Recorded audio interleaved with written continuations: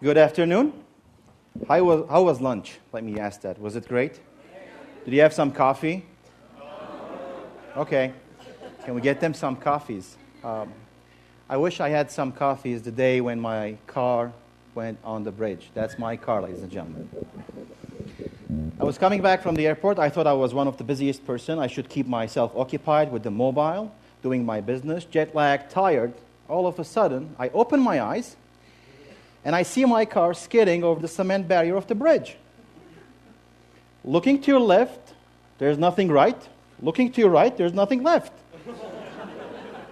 And what do? You just close your eyes and do a small prayer because you don't know what's happening. And beneath me is a very busy traffic. Close my eyes and I heard the most beautiful sound you could hear, sound of a bumping of my car with one of those two poles. I was in the car for about 2 hours. And people who came across, they were very great. I mean, they took pictures. And afternoon, someone sent me the same picture, said, check this drunk guy. I said, oh la la, that's me.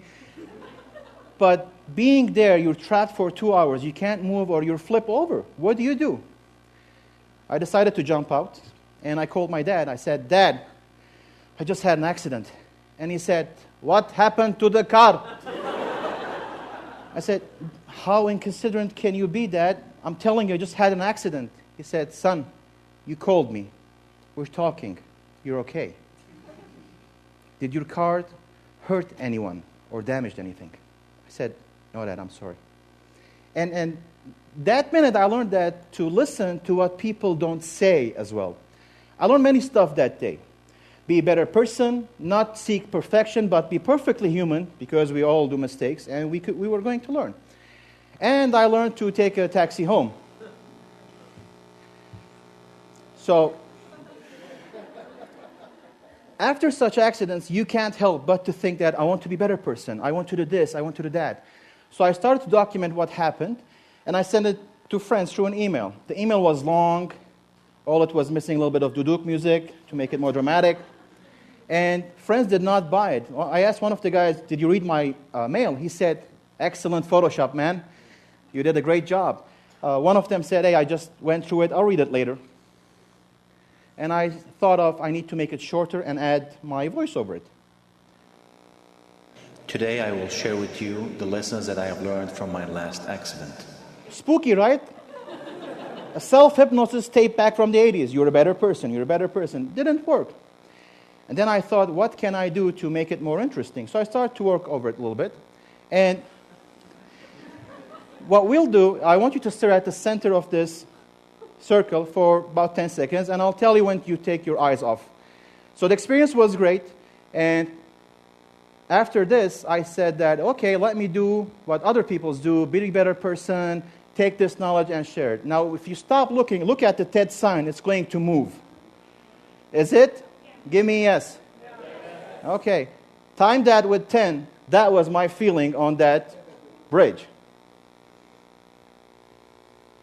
Then I said, well, I want to lift it up a little bit. I want to put a little bit of animation. So I got this from Google Earth. I put my car, the guy in the red dot, explained the path, what had happened. I put some text, animations, and the car. They loved it. They loved it. And people came back to me and said, do you have more of these life experiences? I said, I'll try, but I can't promise you another accident. And then I thought I could take this back to work and start implementing it in my area. In the Middle East and Africa, I work in a company, and I'm the head of learning and development. I have 8,000 people from different nationalities and backgrounds. So I want something simple, and I did this. Hello, and welcome to this online tutorial on coaching. Coaching is a very important management tool that we need to utilize whenever someone within our team needs our help. I had to memorize it because I didn't have a teleprompter. This was the first experience. A little bit of text, a little bit of a video, a little bit of animation, and a flow. It was simple. Then I called a group of consultants, my kids, on what's the best way of approaching it. And I thought, if they can understand what I'm saying with pictures and animations, hey, why wouldn't I try it with a larger audience? So we did small snacks, we call them snacks, in these languages, in Arabic, English, Hindi, Bengali, Malayalam, Sinhala, Tagalog, Tamil, and Urdu, and I did casting, like Hollywood and Bollywood.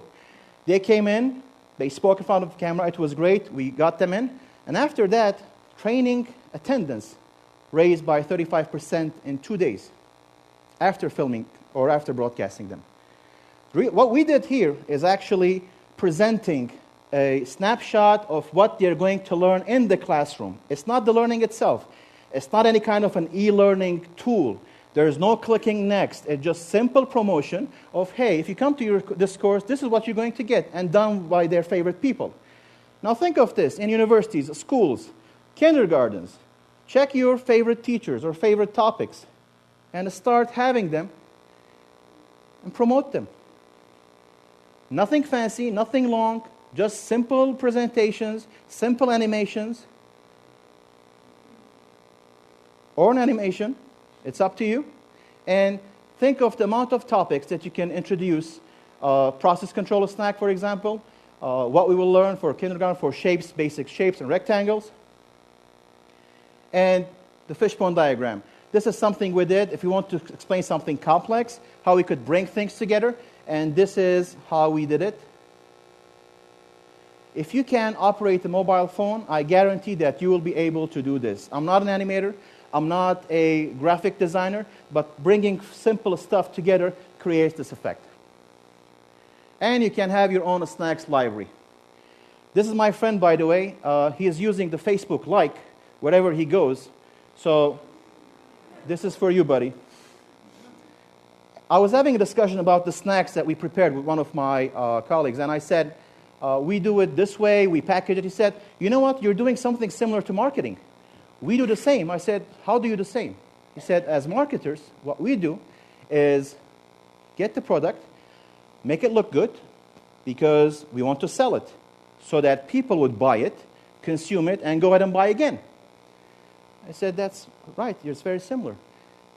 As educators, we want to teach a concept so that everyone else learns, understands, and crave for more, learn for more, and ask for more.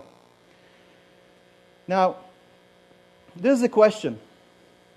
If you can't teach something in the first 10 minutes, do you expect them to learn it in the next 2 hours? Any learning experience, anything that you want to put forward, has to be a Mimi. Not a Mimi, just a Mimi. Has to be meaningful, has to make sense, has to be educational, adds value to your knowledge repository. See, we're getting busier by the day. We need to check our 4 email accounts. We need to put our updates on Facebook and other statuses, and go ahead. Has to be memorable. People have to remember it, and has to be entertaining end of the day. This is my daughter, and gets creative at home, drawing on the walls, and I let her. And there's another shot of me and her running away, and my wife chasing us. I didn't put it there, because she has the one to do the cleaning.